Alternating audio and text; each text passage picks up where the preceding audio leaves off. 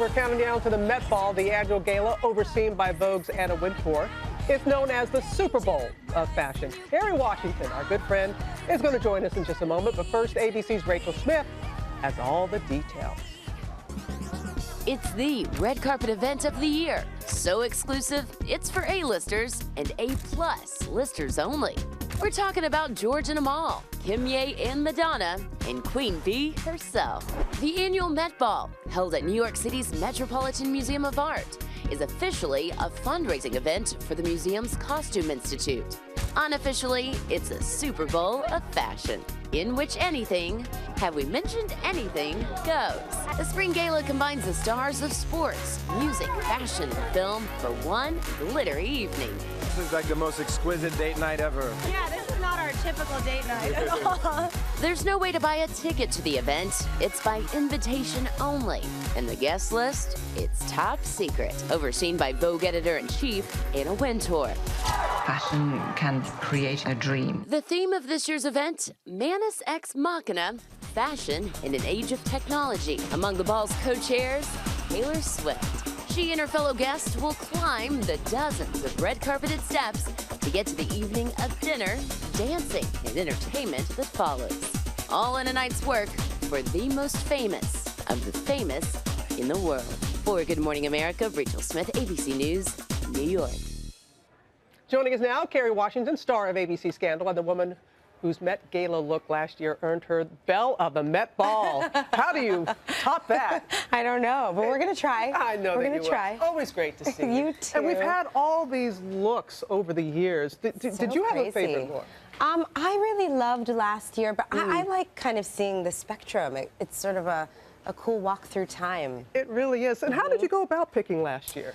You know, I had never worn a big sort of ball gown to the Met before. I had tended to go with more sleek silhouette, so I just thought it would be fun. Oh, and it was. And you seemed so comfortable and happy, and it was. It's also a dress you can eat in, which is fun at a dinner. Ah, that is very key, because you do eat. You do eat, yes. Right. You have to be able to touch up your own lipstick and wear a dress you can eat in. How is it different this than, say, the Oscars red carpet and other red carpets? I think, you know, for me, this night is really strictly about fashion. You know, a lot of other events, the Oscars are about filmmaking, the Emmys are about excellence in television, but this night is really about fashion as art and celebrating the Met and celebrating, you know, the history of great fashion and how it fits into our context of American art, international art. Yeah, I'm glad you put it like that. George was kidding me because, you know, everybody wants a little clue or hint to what you're wearing tonight. And George was saying, I tried, George, but you're right. Not giving it up. It gives us something to look forward to.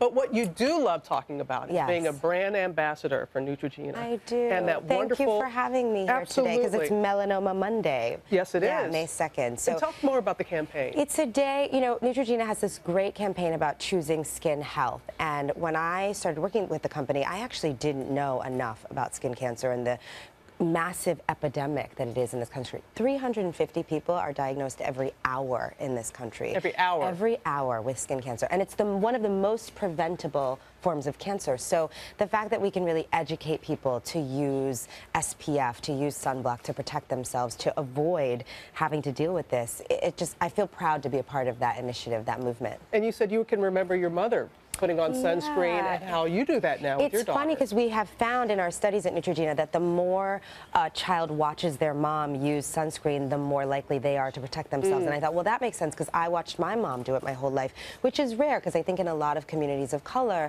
in the Latino community, in the Black community, we tend to think that we're not vulnerable, which actually puts us at more risk. And talk a little bit more about that, because you do, because people really feel that if you're of a certain color that, it won't affect you. I'm protected. But that's just not the case. It's true. There are a lot of benefits to melanin. It's very, very pretty. Brown girls rock. Black girls rock. But we still are at risk for skin cancer. So it's really important to protect ourselves. I think the statistic is that one incident of sunburn in a child's life makes them 90% more vulnerable to skin cancer. I have heard that.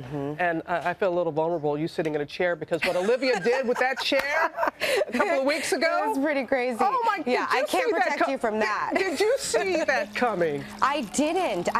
When Shonda told me about it, when I read the script, I was shocked, because we've never seen that side of Olivia before. But I know. I'm very grateful that in season 5, I'm still being so challenged by these writers. And I will tell you, actually, that this week's episode, to me, is one of the most important episodes we've had in the history of the show, particularly in this election year. It is an episode not to be missed. Ooh, you are good. I'm telling the truth. I wept at this table read. I cried like a baby. Did you? I did. I did. Did you hear that, guys? I did. I'm being honest. I'm just being honest. Oh, I know. And there have been some really important, powerful episodes. But so this one is pretty We're extraordinary. There. Okay. TGIT. And also today, seeing you tonight. And thank you for talking about Monday Melanoma. Thank you. Thank you for having me on this day. All right. How about that for a tease? I know. I can't wait for Thursday.